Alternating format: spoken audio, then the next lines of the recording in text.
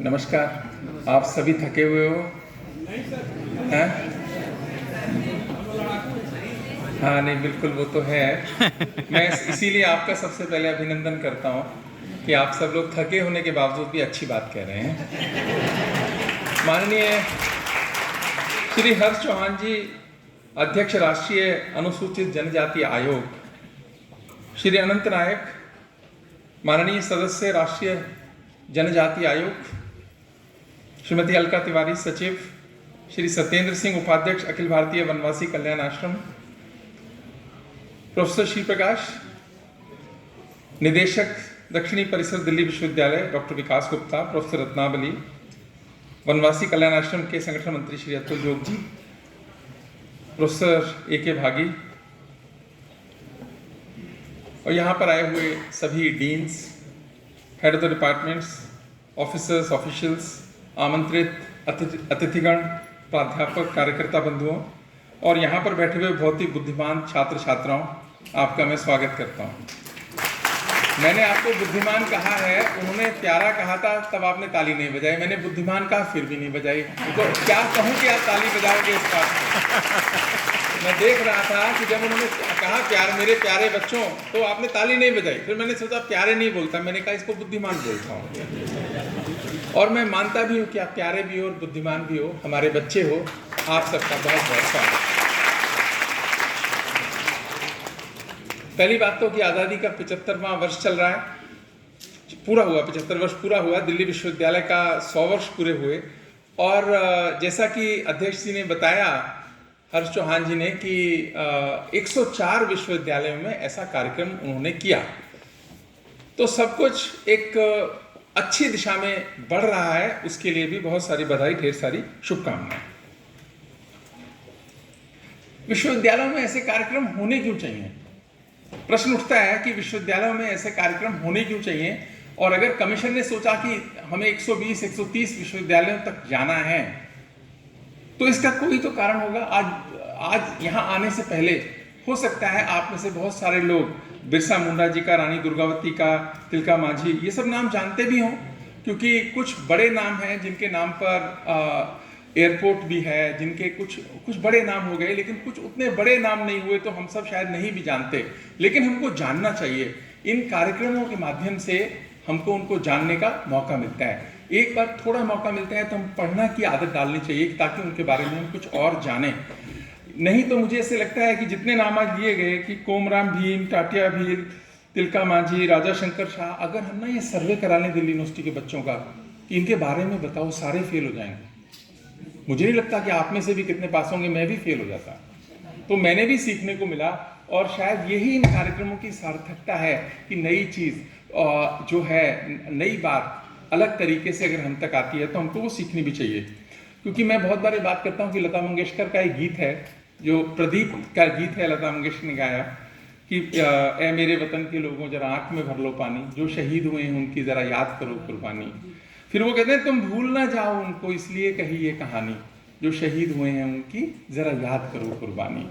तो शहीद जो हुए, और आज जो हमने बात की जनजातीय समाज से, जिस देश के लिए, देश के स्वतंत्रता संग्राम में और उससे पहले भी जिनका योगदान हुआ, हम उनको याद करें ताकि हम सबको उससे कुछ प्रेरणा मिल सके। और ये जो प्रेरणा है ये बहुत आवश्यक है। भारत की सरकार इसके लिए बहुत सेंसिटिव है। 10 जनजातीय संग्रहालयों का निर्माण हुआ ताकि वहाँ जाएं, सीखें, समझें, और अगर ये जो सब विश्वविद्यालयों की तरफ आएगा तो उसका प्रभाव भी ज़्यादा होगा। और 15 नवंबर जनजातीय गौरव दिवस मनाने का जो काम शुरू हुआ, ये क्या है, ये सब सिंबॉलिक नहीं है, ये एक तरह के प्रेरणा के मील के पत्थर हैं जो सरकार अपनी तरफ से लगाने का प्रयास करती है। मैं ज़्यादा लंबा नहीं बोलूँगा क्योंकि एक तो लास्ट बोल रहा हूँ, सिर्फ 1-2 बात और रखूँगा। बहुत अच्छी बात कही गई कि जो जनजातीय लोग हैं वो प्रहरी हैं और रक्षक हैं, देश का अभिमान है और देश का स्वाभिमान है। ये बहुत सही बात है, इसमें कोई डाउट भी नहीं है, ये बिल्कुल सही बात है। क्योंकि जनजातीय जो भी राजा भी हुए, उन्होंने कभी देश के साथ विश्वासघात नहीं किया। इतिहास में एक भी उदाहरण हमको मिलता नहीं है। मैं बहुत डिटेल में तो इतिहास का विद्यार्थी नहीं हूँ, लेकिन मैंने थोड़ा प्रयास किया तो मुझे ऐसा विश्वासघात की कोई घटना जनजातीय राजा या समाज से आई हो, ऐसी हमको कोई घटना मिलती नहीं है। तो इस तरह के लोग जिन्होंने सबकी सहायता करी, जब मौका मिला, देश को आवश्यकता हुई या किसी राजा को आवश्यकता हुई, तो ये एक बहुत बड़ी बात है। इसीलिए मैं कहता हूँ कि देश का स्वाभिमान है ये लोग, ये बात बिल्कुल सही है। और एक सेकंड,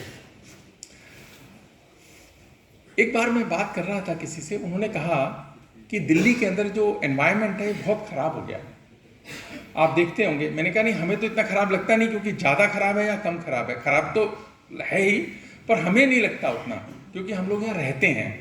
तो उसने, एक बच्चे ने बहुत अच्छी बात की, स्टूडेंट था, उसने कहा सर दिल्ली का इसलिए खराब हुआ क्योंकि यहाँ पर एसटी लोग होते नहीं हैं। एसटी लोग नहीं होते, मैंने कहा उससे क्या फ़र्क पड़ता अगर एसटी होते, दिल्ली के एसटी होते। मैंने कहा एसटी तो बहुत सारे होते हैं। कहते हैं वो प्रभावी भूमिका में नहीं है कि सारा रिज आपने खत्म किया पहले तो, अब जो जितना रिज बचा, अब खेत खत्म हुए, धीरे धीरे आपने सब खत्म कर कर केवल जो है बिल्डिंग्स बनाई, और वो भी शीशे की बनाई हैं। तो एनवायरनमेंट प्रोटेक्शन पे जो काम होना चाहिए था, चीज़ें सीखनी चाहिए थी, वो आपने करी नहीं, तो दिल्ली का ये हाल हुआ आपका। हो सकता है थोड़ी बहुत सच्चाई हो इस बात में, लेकिन गंभीर बात यह है कि जनजातीय समाज के लोगों का जब जल जीवन जंगल की जब हम बात करते हैं, यानी कि जो क्लाइमेट का आजकल खराब हुआ, उससे आप देखेंगे तो कोरिलेशन आएगा कि उससे प्यार तो करना पड़ेगा। अपनी जगह को सहेजना एक बात है, उसको प्यार करना, उसको संरक्षण देना। जिस जिस देश ने ये संरक्षण नहीं किया, उससे बहुत सारी समस्याएं आई हैं। और थोड़े में काम चलाना, जो सबसे बड़ी बात जनजातीय समाज से सीखने की बात है, थोड़ा इशारा भी हुआ कि जो कंज्यूम करना कितना और उसके कारण से कितना नुकसान होता है एनवायरनमेंट को, इसकी जो चीज़ें हैं, हमें कुछ ना कुछ इसके लेसन्स हमको सीखने की आवश्यकता है। और वनवासी कल्याण आश्रम का तो मैं हृदय से आभार करूंगा कि उन्होंने इतने वर्षों से जो एक ब्रिज का काम किया और सबके बीच में एक मित्रवत भाव का काम किया, और उनके संगठन मंत्री भी बैठे हैं। मैं आपको हृदय से दिल्ली विश्वविद्यालय की तरफ से आभार व्यक्त करता हूँ इसके लिए। और दिल्ली विश्वविद्यालय की तरफ से मेरे दो आग्रह हैं, प्रोफेसर श्री प्रकाश जी से और रत्नावली मैडम से। अभी तो उन्होंने कुछ बातें, तीखी बातें कही, मैंने कुछ पे रिएक्शन भी किया। देखिए कि हमारी टीम में नहीं है, ऐसा नहीं है, वैसा नहीं है, देखो ऐसी बात तो नहीं है, लेकिन टीम में रखते हुए कम से कम ये आधार हमने रखा नहीं कि ऐसे लेना है। प्रोफेसर रत्नावली मेरे से पहले वाले वाइस चांसलर की टीम में भी थी और मेरे भी सबसे बड़ी सहयोगी हैं, ऐसा तो नहीं है कि नहीं है, पर मैं उस पर नहीं जा रहा। मेरी आप दोनों से एक रिक्वेस्ट है, प्रोफेसर श्री प्रकाश रत्नावली जी से, कि भारतीय ज्ञान परंपरा के तहत एक पेपर हमको ट्राइबल स्टडीज पे बनाना चाहिए और वो सब बच्चों को पढ़ाने की व्यवस्था करनी चाहिए। क्योंकि आज जब राष्ट्रीय शिक्षा नीति के इम्प्लीमेंटेशन की बात करते हैं, तो ट्राइबल स्टडीज पे जब पेपर होगा ना, तो क्या होगा, हम ट्राइबल के लिए लिखेंगे, पुस्तकें भी आएंगी जिसके कि अध्यक्ष जी ने चिंता की कि आखिर लिख कौन रहा है, शेर लिख रहा है या शिकारी लिख रहा है। तो मैं समझता हूँ कि अब जो है शेर लिखेगा और हमारे बच्चे उसको पढ़ेंगे ताकि उनके अंदर शेर का भाव आएगा। तो एक ट्राइबल स्टडी का पेपर हमको लगाना चाहिए सभी डिसिप्लिन के लिए। और दूसरी मेरी और निवेदन है कि आप एक सेंटर फॉर ट्राइबल स्टडीज हमको दिल्ली विश्वविद्यालय में बनाना चाहिए। जो सेंटर फॉर ट्राइबल स्टडीज 3 काम करेगा। पहला काम तो इस भारतीय ज्ञान परंपरा के पेपर को सारे कॉलेजेस और यूनिवर्सिटी में पढ़ाने का काम करेगा, एक काम उसका ये होगा। दूसरा, उसके लिए रिसर्च करके नए तरीके के पुस्तकों का निर्माण करेगा। और तीसरा ये है कि ट्राइबल जो लाइफ है उसके लेसन से, जिसको हम मॉडर्न लाइफ आज बोलते हैं, उसमें क्या क्या परिवर्तन के बिंदु बन सकते हैं, इस पर रिसर्च करेगा। और फिर वो हमारे को भी, सरकार को भी और बच्चों को भी कुछ ना कुछ रिकमेंडेशन दे, जिस कारण से हम 21वीं सदी में इसकी सार्थकता कर सकें। और जो विकास की अवधारणा, मैं तो अभी जब चौहान साहब बोल रहे थे, मेरे को बड़ा अच्छा लगा सोच के कि हमारे यहाँ कोई अमीर नहीं बनना चाहता, और देखो हमारे यहाँ सब अमीर ही बनना चाहते हैं। कितना अंतर है दो अवधारणाओं में, कि सब बड़े बनना भी चाहते हैं, बड़े बनने की तो डेफिनेशंस अलग अलग हैं, लेकिन जो अमीर बनने की बात है, कि सब कम्युनिटी लिविंग की जो बात है, वो एक बहुत अच्छी बात है कि विकास की नई अवधारणा बहुत बहुत अच्छी लगी। और अगर इसको ये सेंटर फॉर ट्राइबल स्टडीज इस पर भी विचार करे, ताकि एक माइंडसेट चेंज हो ना अंधी दौड़ में, कि केवल मेरा स्वार्थ जो है वही सब है।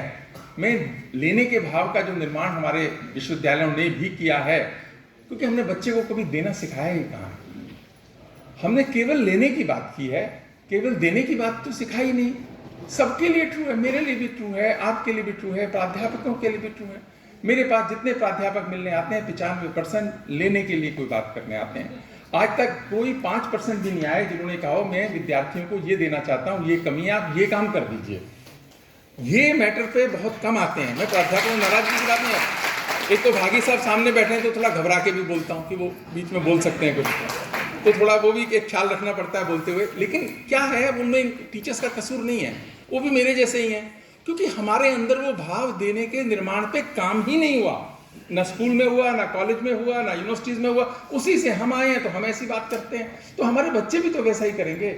इसी कारण से जो देने का भाव है ये हमें जनजातीय समाज से सीखना चाहिए, और इसके लिए इंस्ट्रूमेंट्स और टूल हमको डेवलप करने चाहिए, ताकि इस देने के भाव का, और बड़ा कोई देने के भाव से बनता है, लेने के भाव से नहीं बनता। जिन लोगों ने दुनिया को कुछ दिया है, चाहे अपना वक्त दिया है, चाहे अपनी समझ दी है, चाहे कुछ भी दिया है, वही बड़े बने हैं। देने के भाव से ही सब बड़े बनते हैं, लेने के भाव से नहीं बनते। और याद रखिए, जैसे न्यूटन्स के यूनिवर्सल लॉ है ना, ऐसे ये भी एक यूनिवर्सल लॉ है कि अगर आप देने का भाव रखेंगे और लेने का भाव नहीं रखेंगे, आपको इतना मिलेगा आप सोच भी नहीं सकते हैं। भारत के समाज में भी, भारत की सरकार में भी, और लोगों में इतनी क्षमता है देने की, इसलिए छोड़ दीजिए लेने के भाव को, आपको मिलेगा ही मिलेगा। ये मेरी गारंटी आपको मैं अपने अनुभव से देता हूँ। जिसने जो मांगा, देखिए कुर्सी की भी यही भाषा है, आप कुर्सी मांगी आपसे दूर हो जाएगी, और भागोगे उसके पीछे तो और भागेगी पीछे पीछे। आप मत सोचिए, अपने आप आपको मिलेगी वो कुर्सी, अगर आप देने के भाव पे उसके लिए योग्य बनते हैं। और ये यूनिवर्सल लॉ है, सब जगह सब देशों में भी ये सही है। इसीलिए इस भाव पे आप काम करें। और जनजातीय समाज और जो बच्चे यहाँ बैठे हैं, मेरी आपसे भी रिक्वेस्ट है, इस भाव के लिए आप इसके एम्बेसडर बने। हमारे हॉस्टल्स में, हमारे क्लासरूम्स में, और हमारे दिल्ली शहर में, जो बहुत अच्छा शहर है, लेकिन यहाँ जो अर्बनाइजेशन हुआ, इस कारण से लेने के भाव वाले बहुत बढ़ गए। पूरे देश में ही बढ़ गए, वैसे दिल्ली की क्या बात करें। देश की चिंता करने वाले कम हो गए, अपनी चिंता करने वाले बढ़ गए देश में। लेकिन हम इस पर अपना काम करेंगे तो शायद ऐसे कार्यक्रम ऑर्गेनाइज करने की सार्थकता भी होगी। यही हम कम से कम अपने लिए कोई ना कोई प्रण लें कि हम आज से जो है देने वाले बनेंगे, लेने वाले नहीं बनेंगे। चाहे वो समय हो, चाहे पढ़ाई हो, चाहे समझ हो, चाहे पैसा हो, चाहे कुछ भी हो, चाहे एक दूसरे की प्रशंसा करना हो। भारत के समाज में मैं बहुत बार बोलता हूँ बात को, प्रशंसा नहीं करते लोग, सिर्फ कमी निकालते हैं। उससे क्या होता है कि सारी कमी कमी नजर आती है। तो प्रशंसा करेंगे, देखो दूसरे का चेहरा चमक जाता है। कभी कभी थोड़ी झूठी भी कर लेना, कोई बात नहीं। आप सबको बहुत सारी